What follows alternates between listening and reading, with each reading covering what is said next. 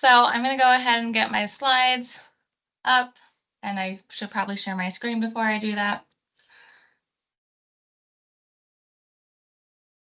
Okay.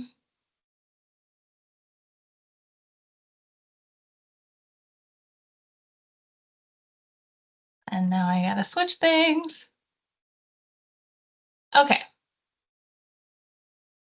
Everybody see the big slide on the screen, not my notes on the side. Fantastic. Okay, great. Well, again, thanks so much. We have great attendance this morning. It was a very pleasant surprise. I'm happy to see you all here. You're here because you are going to be hosting an AmeriCorps member with the Iowa Community Corps, which is an AmeriCorps program housed here at the Iowa Department of Health and Human Services. My name is Erin Hardigree. I direct the program and manage the AmeriCorps grant. And today our orientation is specifically geared towards host sites and site supervisors. So quick overview of the agenda. We're going to do an overview of the program and our structure. We'll talk a bit about our performance measures for the grant. I'll provide some updates for our returning programs. We'll what our meeting schedule will look like for the program year, and then we'll do the deep dive into the host site agreement. So hopefully you've all had a chance to look over the host site agreement. If you haven't, don't worry, because we're going to go through it this morning. It does have to be signed before your member starts service. Then we'll take, if we have time, a very quick break, and then we'll come back and talk about what the expectations and responsibilities are for all three partners in this AmeriCorps program. So that's the member, the host site, and the AmeriCorps program itself.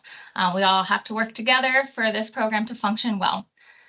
And then last, we'll talk about monitoring, support, and potential site visits and have opportunity for questions. If you also have questions at any point along the way, feel free to come off mute and ask away. So I'm sure you're all pretty aware of our what the Iowa Community Corps is. So we are an AmeriCorps program, which means we receive funding through AmeriCorps, the federal agency, to place AmeriCorps members for service at community-based organizations to achieve some key goals. So our goals are that our organizations throughout Iowa will have improved capacity to serve communities in the areas of food security, resource navigation, so connecting individuals to the resources that are in their communities so they can thrive, and youth mental health as a result of AmeriCorps service. Our objectives are kind of the how, so that's how we plan to do that. We plan to do that by placing 36 AmeriCorps members at 18 host sites across the state of Iowa. We have 9 host sites so far, so we're halfway there, which is exciting. And once our members are at those sites, they will support capacity building projects to either expand, enhance, or improve programs and services at the sites where they serve.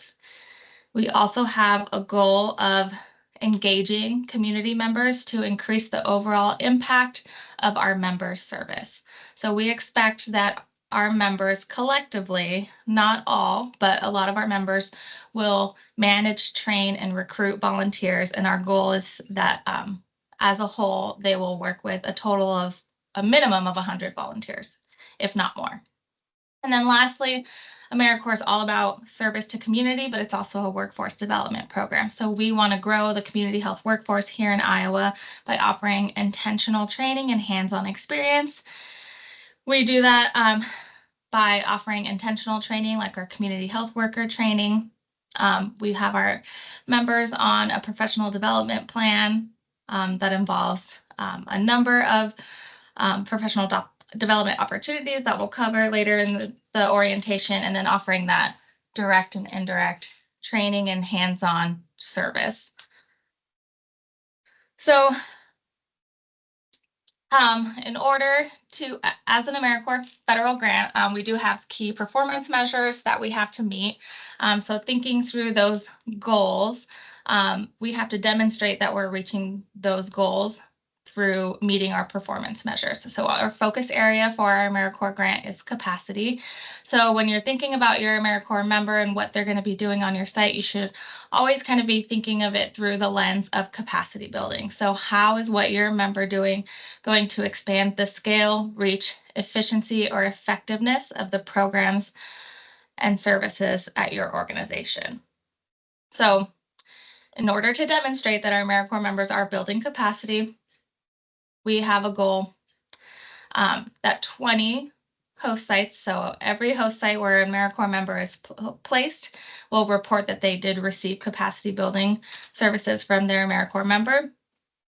And hopefully 18, if not all 20, will report that capacity was expanded at their site as a result of AmeriCorps service. So we will have some reporting requirements to be able to demonstrate that we've met these performance measures. We'll have a whole training on it at a later time, so don't stress about that too much. And then again, we also have that metric of recruiting, training, and managing an additional volunteer. So beyond the AmeriCorps members, we also want them to be recruiting and engaging volunteers throughout their service, if applicable. Okay, so some key updates for programs that have partnered with us before. We've been a lot through this last year, but we're very happy to have funding secured for this next program year, which starts September 1st and extends through August 31st. We are no longer under the Public Health AmeriCorps umbrella. Public Health AmeriCorps was actually eliminated, so now we are just a state and national AmeriCorps program, which means we have a new match requirement. So the great thing about Public Health AmeriCorps was there was no match requirement. Now, 24% of our funds have to come outside of the federal dollars that we receive to operate this grant, which means we have a new host site fee, but it also means we have some private funds available to us through the Youth Mental Health Corps, which we'll talk about later. So the host site fee is paid in 2 installments now, and we won't invoice you out for the host site fee until after the member has served hours. So that host site fee again will be divided up into 2 payments. The first one will be due by month 4 of your AmeriCorps member service, and then the second by month 8 of your AmeriCorps member service. So that way we're ensuring that the members, you're not paying until the members have actually served those hours. We do also have an increase in the member living allowance. We're excited to be able to stay competitive each year. We've got to raise that living allowance just a little bit. The living allowance coupled with the education award does come out to about $18 per service hour. So for that $18 per service hour benefit that the member's receiving, the host site is contributing $2 of those dollars per service hour. And again, through private funds, we now have a new focus area within our grant. So we're still focusing on food security and resource navigation, but with the added component of youth mental health, thanks to a private grant through the Schultz Foundation. Youth Mental Health Corps members can still be involved in food security and resource navigation activities, but they need to be between the ages of 18 to 24 to qualify as a Youth Mental Health Corps member, and they need to serve youth between the ages of 13 to 24. As a Youth Mental Health Corps member, they'll have access to some additional trainings and resources through those funds, such as mental health first aid,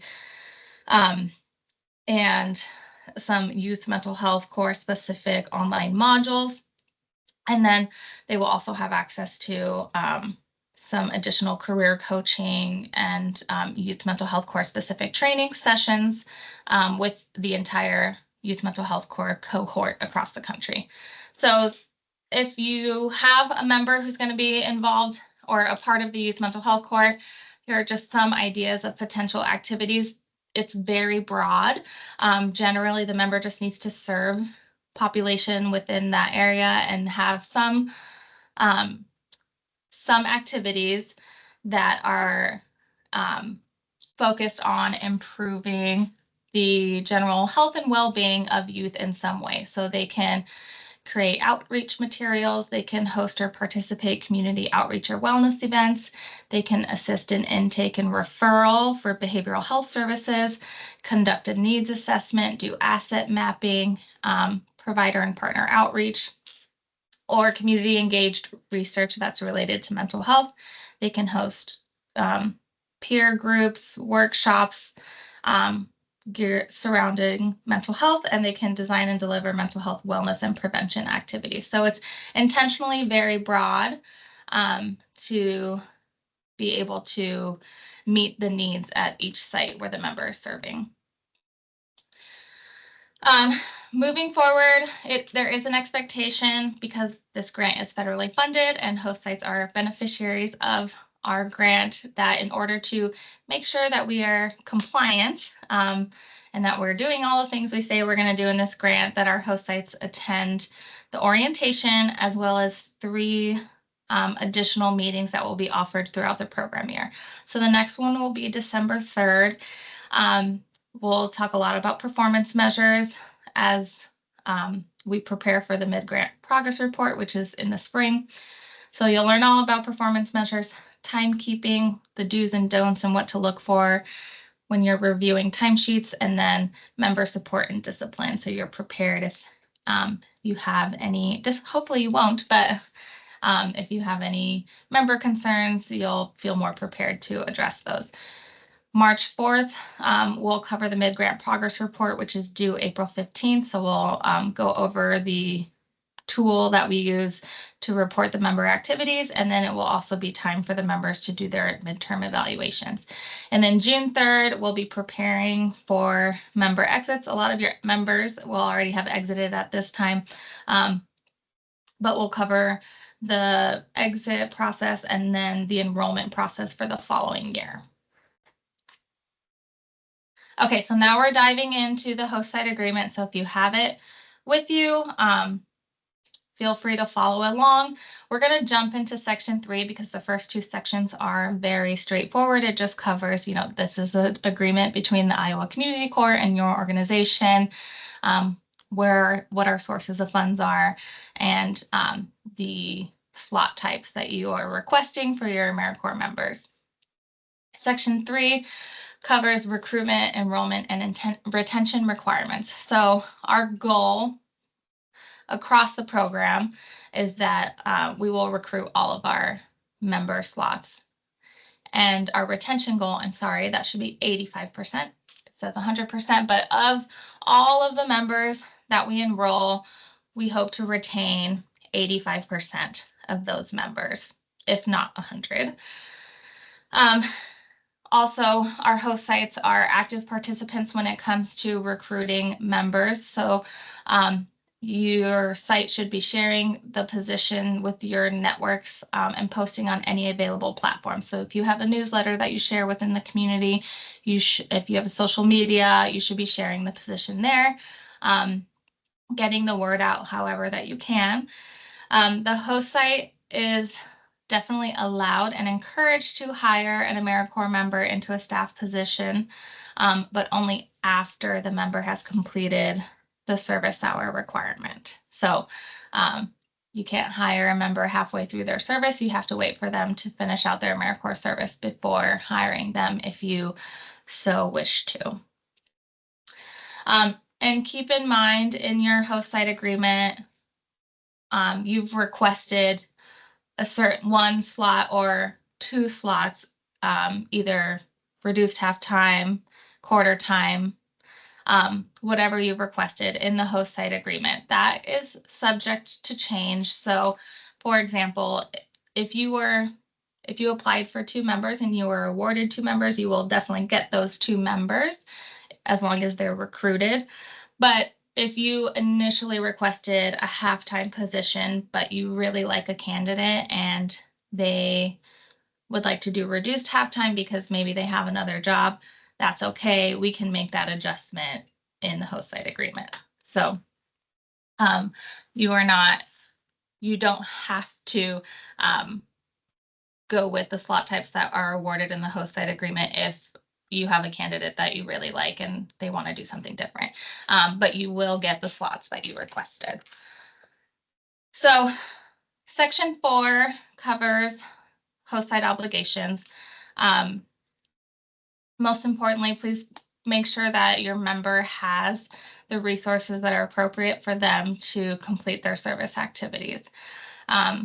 So some appropriate resources might be an email associated with your organization if they're going to be communicating with community partners and you want them to be associated with your organization. If they don't have a computer, we do expect you to provide a desktop computer or a laptop so that the member can complete their service activities.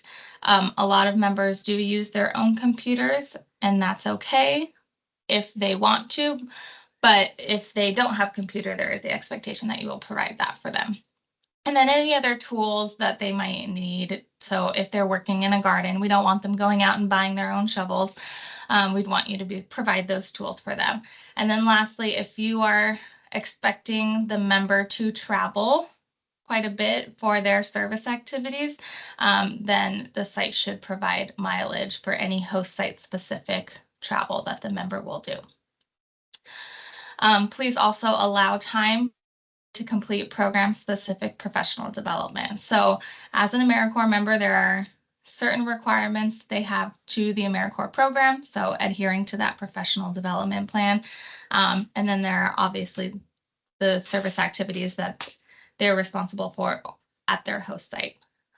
In general, the vast majority of their time will be spent on host site specific activities, but anywhere from maybe 10 to 20% of their total time may be spent on training. So that would be monthly trainings they do with us, their online community health worker training.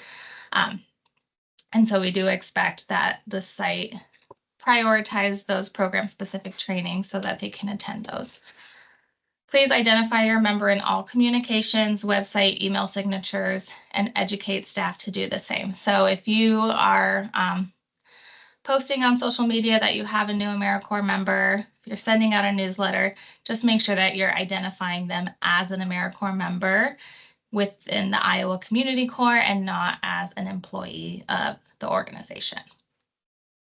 And ideally, they should be wearing their AmeriCorps gear in any photos that you might share. So here's a great example of Katie at the Drake Community Library in Grinnell. She's wearing her AmeriCorps shirt.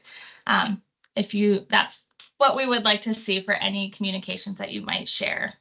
I will also be sending you the prohibited activities and an AmeriCorps serving here sign. And host sites must post those two documents at their site somewhere visible, so that if a compliance officer were to come to your site, they would be able to see the prohibited activities and that an AmeriCorps member is serving at that site. So that could be on a bulletin board, that could be above the member's desk. Doesn't matter, it just needs to be somewhere visible. And then there's also the expectation that you attend this orientation and the trainings that we'll have throughout the year. Section 5 covers the obligations of the site supervisor specifically. So there are some key member management requirements. So that is section 5.1. Please make sure that you read through that carefully. But the main member management requirements are that you read and review the member position description and become very familiar with that document, so that what the member is doing aligns with that document on a day-to-day basis. Conduct an on-site orientation for the members so that they become familiar with the site and understand what their site-specific expectations are. Have regular check-ins with the members to review their service and to ensure that the member is attending the AmeriCorps program trainings and activities. The site supervisor really is the liaison between the host site and the program, so that should generally be my main point of contact. And the site supervisor should report any performance or attendance concerns to me, and provide timely response to any requests, questions, or deadlines. So I'll be reaching out to the site supervisor when it comes time for completion of the member evaluations, reporting requirements, and so there is an expectation that we have open and timely communication. Site supervisor also approves timesheets. We'll cover that later, what that looks like for you. And then they do the member evaluation, which is halfway through their service and once at the end as well. Section 6 covers host site requirements. Again, the host site, so the site supervisor should be familiar with the member's position description, but the host site as a whole should also ensure the member is adhering to that MPD. The reason we're so adamant about following the member position description is because we work very hard to prepare that, and we have to get that approved by Volunteer Iowa. So they look at that and they make sure there are no unallowable or prohibited activities in that document, which ensures that the AmeriCorps member is complying with the grant and only performing allowable activities. So that's why it's so important that the member is, what they're doing on a day-to-day basis can always be tied back to that member position description. The host site should also ensure member safety. So any safety training that you might provide for your staff, we ask that you also provide that for your members, so they should know, in an emergency, what they need to be, what they should do, where they should go, just as your staff would. And then lastly, as an AmeriCorps program, if there is a disaster, your AmeriCorps member may be asked to respond in some way. So 2 summers ago, we had flooding, extreme flooding, and we had some of our AmeriCorps members voluntarily deploy to administer the SNAP-Ed program as just one example. So it is completely voluntary. Just know that if there is some sort of natural disaster, your AmeriCorps member may be asked to join in on that response. And if the host site is okay with it and the member is okay with it, then we will work together to make that happen. Again, it's totally optional if you choose to opt in. So section 5.3, this table covers when to report to program staff. In the interest of time, I'm not going to go through every single one, so just please make sure that you read through this table and have an understanding of when it's appropriate to report certain member issues or concerns to me. So most you'll need to report within 24 hours, a couple within 2 business days, and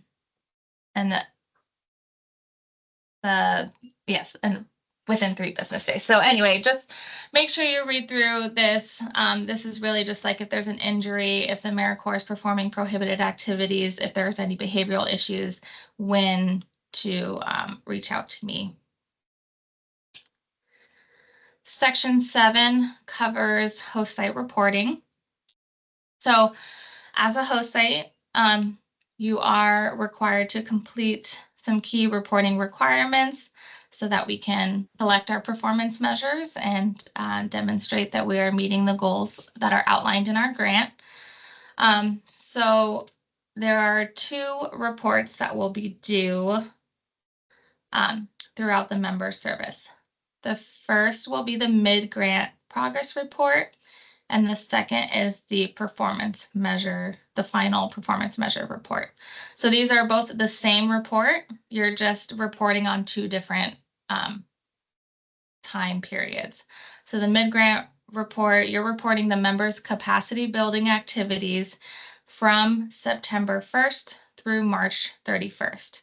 So you'll provide some qualitative and quantitative information to demonstrate that the member has been providing capacity building services.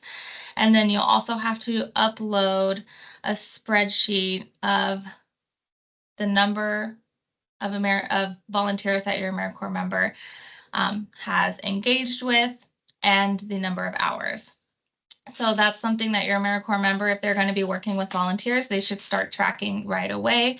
They should have a spreadsheet where they're tracking it can be the name or a unique identifier of each individual that they're working with, and then the total number of hours that that member is either managing, training, or recruiting that volunteer. So those are the two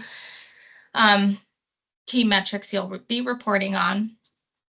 And then the evaluations are specific to your AmeriCorps members' performance. So it's different from reporting the capacity building services. The evaluation is really focused on like how the member is performing at your site, what they can improve on. Very similar to performance evaluations that you've had to be a part of in your own career. And so these are at two different times. So for the member evaluation, one will happen halfway through their service and another at the end of their service. This is a 2-page PDF document. It might take you 30 minutes to an hour to fill it out. So it's not a huge lift, but we do expect that after you complete the evaluation, you sit down with the member and go through it and just have an open and honest conversation about what they're doing well and what they can improve on, so that they can take that with them in their next professional steps in life. So again, 2 data reports, 2 evaluations will be asked of you for the whole program year.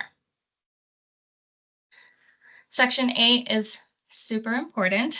If you walk away with anything today, if anything sticks, I hope that it is this. So Section 8 covers the prohibited activities. There are a lot of activities that our AmeriCorps members can participate in to build capacity for your organization. But because our funding comes from this federal grant, there are certain activities that are written into statute that AmeriCorps members absolutely cannot do. So we'll start on the right-hand side of this slide with what they can't do and then go into what they can. So the prohibited activities, you'll receive a list of this. It's in your host site agreement, so you can read through what those are. But in general, members cannot, while they're serving, actively serving, they cannot participate in political activities, religious activities, and general fundraising. So what they do as a private citizen is none of my business, but just when they are on the clock, representing AmeriCorps, performing service activities at your site, they can't help people get registered to vote, for example. They can't lead prayer services, and they cannot apply for federal funds in any way or participate in any fundraising that would increase the general revenue of your organization. So those are the 3 big ones. Unallowable activities are activities that are not approved under our grant. So they're activities that don't fall within the scope of our specific AmeriCorps grant. So again, what our AmeriCorps members can do is pretty broad, thankfully, because our focus area is capacity building. But in general, what our members are doing should demonstrate that they're building capacity in the areas of food security, resource navigation, and youth mental health. What is allowable is exactly what is in their position description. So that's why I say as long as they're doing what's in their position description, there's never any concern that they might be engaging in unallowable or prohibited activities. So again, by the end of the day, if there are 2 things I really want you to be aware of, it's what the prohibited activities are and then what is in your member's position description. Here's just some quick examples of unallowable and prohibited activities. So if a member is originally, they're approved and they have a member position description that says they're going to be supporting a food pantry, then starts doing repairs for community members for their home, that would be considered unallowable because that is not within the scope of the grant or their member position description. So they were brought on to support the food pantry, and that's what they should be doing throughout their service. Their activities should not veer so far away that they're building homes for community members. That's not what they were supposed to do. Member organizes donations for a thrift shop where items are sold to support the general operating fund. So that would be considered a prohibited activity because it's considered fundraising. So there are a lot of nonprofit organizations that have thrift shops to generate revenue for their organization. The member can still serve at the site, they just cannot be involved in the thrift shop. So they cannot solicit donations that are turned around and sold to generate revenue. That's fundraising. But Members, Aaron, real quick, but they mhm, could, for instance, organize like for us, like tool donations that are going to be used in gardens for people to grow absolutely. vegetables, as long as we're not like selling the things that we're getting donated. Correct. So if you wanted to Okay. have a food drive, for example, or you wanted to collect donations of food that are going to turn around and be given directly back out to the community, that's okay. Just whatever items they're collecting cannot be sold. So yes, thank you for asking that clarifying question. Okay, member sells tickets or serves food at an annual fundraising event. So a lot of organizations have galas. They want their members to be involved. The member cannot do any activities at that fundraising event that is going to generate revenue. They can provide outreach, they can provide education, but they cannot be working with the donors or doing activities that is ultimately going to raise money. So if you have a fundraising event coming up and you want your AmeriCorps member to be involved, please reach out to me and we can discuss some ways that they can do that without engaging in prohibited activities. Member canvasses businesses for monetary donations. Again, that's direct fundraising. That's a no-no. Member leads student prayer before snack time. This would be considered a religious activity and is prohibited under the federal regulations. And lastly, member contributes to an organization's proposal for legislative changes. So a member cannot influence policy. That would be considered a political activity. They can do research, but they cannot be involved in, writing that policy. Okay, next, this also falls under the umbrella of unallowable and prohibited activities is non-displacement and non-duplication. Host sites tend to get really tripped up with this one, so it's important to cover. This is a rule not just for AmeriCorps members, but also for volunteers. They cannot displace or duplicate activities of staff for a business or organization. So a host site cannot displace an employee or position with an AmeriCorps member. This includes partial displacement, such as a reduction in hours, wages, or employment benefits. So that's the displacement clause. And then duplication. A member may not perform duties that have been performed by or were assigned to any presently employed worker, employee who recently resigned or was discharged, or an employee who is on leave. So essentially, this rule exists so that organizations can't, fire their administrative assistant and then just bring on an AmeriCorps member because it's cheaper for them to do so.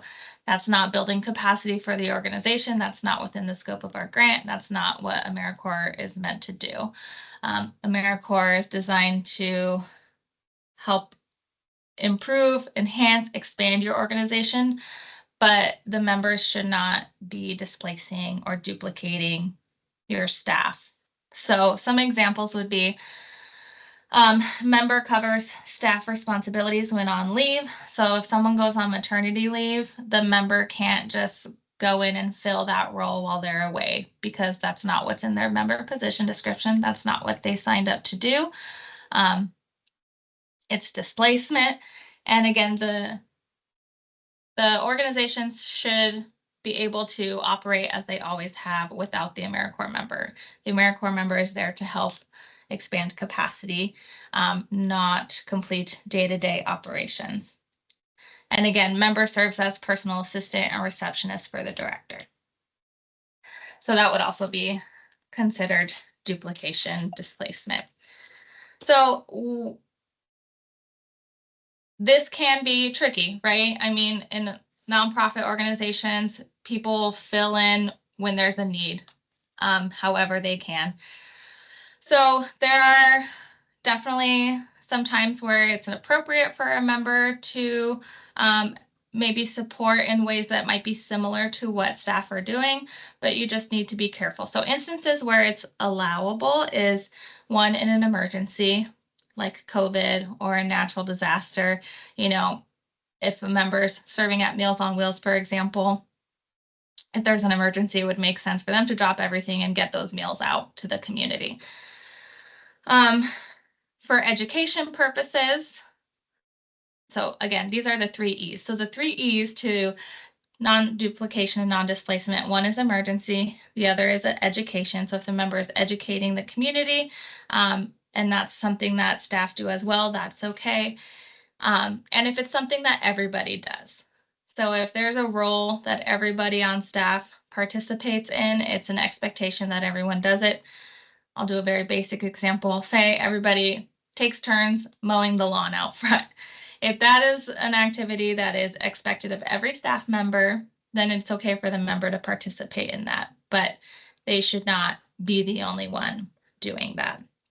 And also if there is, maybe a position, but you're needing an AmeriCorps member to expand capacity for that position, they can't have the exact same position description as an existing staff member. But if those activities are going to expand capacity for the organization, like meet a new population that you weren't able to before, then that would not be considered duplication or displacement. So for example, say your member, maybe you have resource navigators at your site and you bring a member on to serve in a resource navigator, community health worker capacity. If they are serving a new population or one that you have not been able to focus on because you're focused on just meeting the needs of everyone, that would be considered expanding capacity because you're reaching a new population and you're able to expand services in that way. So when we write our position descriptions, I keep all of this in mind and work through it to make sure that we're not running into duplication or displacement. But if at any time you have questions about it, we can talk through it. Okay, next section is the uses and limits of AmeriCorps.